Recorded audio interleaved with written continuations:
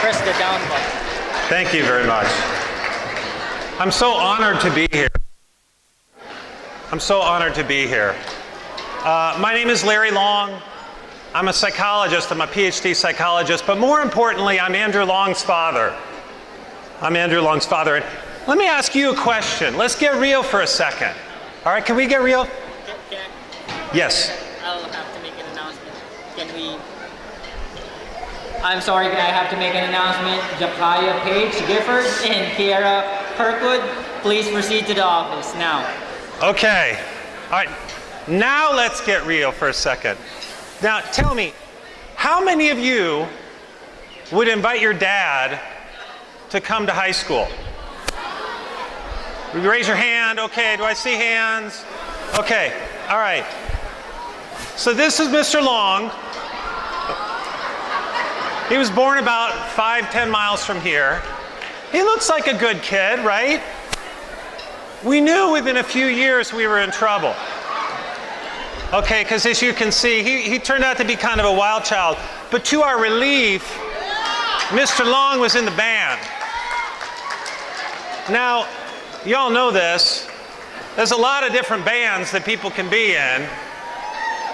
And so we worried a little bit about all the bands that he was in. But let me just say straight up, I'm so proud of you. I'm so proud of who you are, what you've become.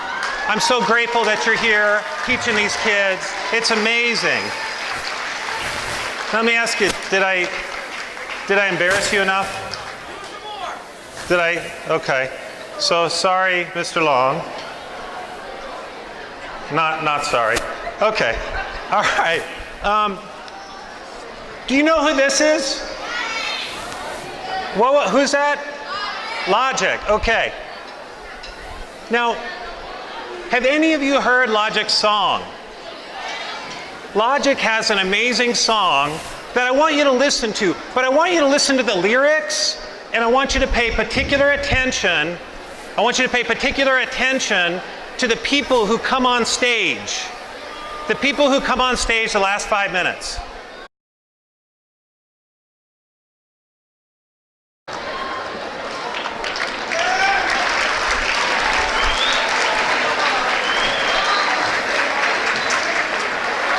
Logic's music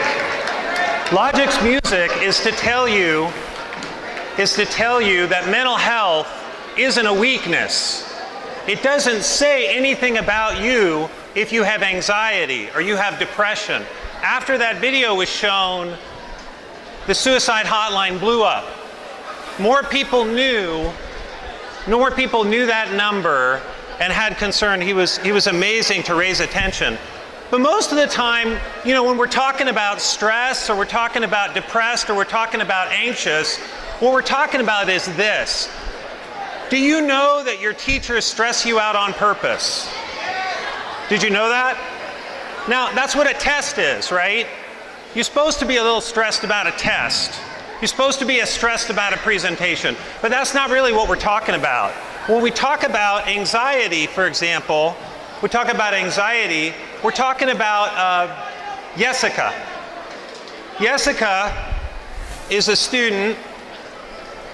And when we talk about anxiety, we're talking about having worry that's out of proportion to what the situation is. And you worry too much.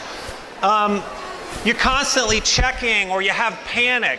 When people have panic, it feels like you're having a heart attack. Your heart's racing. It's really hard to get calmed down and focus. You avoid social situations. You have sleep problems. Jessica would be more cranky or angry for no reason and stressed. She would go into a test and couldn't remember anything because of anxiety. Okay, so what should Jessica do? What are her options? Of course, we want Jessica to talk it out. We want her to breathe it out, and we want her to work it out. Now, talking it out means that you open up and you tell people about what's going on. Breathing means that when you get anxious or when you get depressed, your brain dumps all these chemicals in your system that make it hard to think through stuff. breathing can really help get you calm and centered so you can use one of your primary tools of success, which is your brain. Work it out is one of the few ways, you exercising, one of the few ways to burn off those stress hormones, those chemicals in your brain that really limit you from being able to think and be calm and be focused. So let's talk about depression for a second. So this is Trevor. You'd never know it if you met Trevor that he's depressed. This is what depression is like. I have a front. Everybody has a front. This is what you see. You see the smile, but what's going on behind the scenes is maybe a little bit different. So Trevor is sad most days. He's not interested. He loses interest in doing things he used to like to. He has trouble sleeping. Sometimes people who are depressed lose their appetite. Sometimes they're really hungry. They get angry or irritable for no reason. They get tired. Worse yet, they sometimes feel hopeless, feel helpless, hurt themselves or harm themselves in some way and think about suicide. So what should Trevor do? You know, one of the enemies of depression is being connected. Depression calls you to keep your front far away from other people. So it's so much energy to be real with people because you feel lousy. But being with other people can really help. It activates areas in your brain and it burns off some of the chemicals in the depression. There are reasons why in your life things are going well.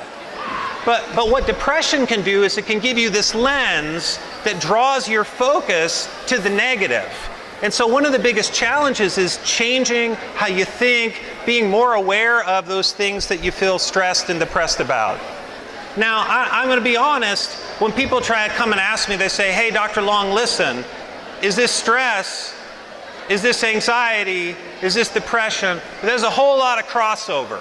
All I know is that it's something real, because you feel it, and it's important, and it needs to be addressed. Now this gets me really nervous, and it should you. How many people here have had somebody that they've known attempt suicide? Raise your hand. Have people attempt suicide before, right? It's really upsetting, but what's key is that you recognize it, right? So you being able to see changes in their appearance, see drops in grades, increases in drinking or drug use, distancing from people, reckless behavior, talking about suicide,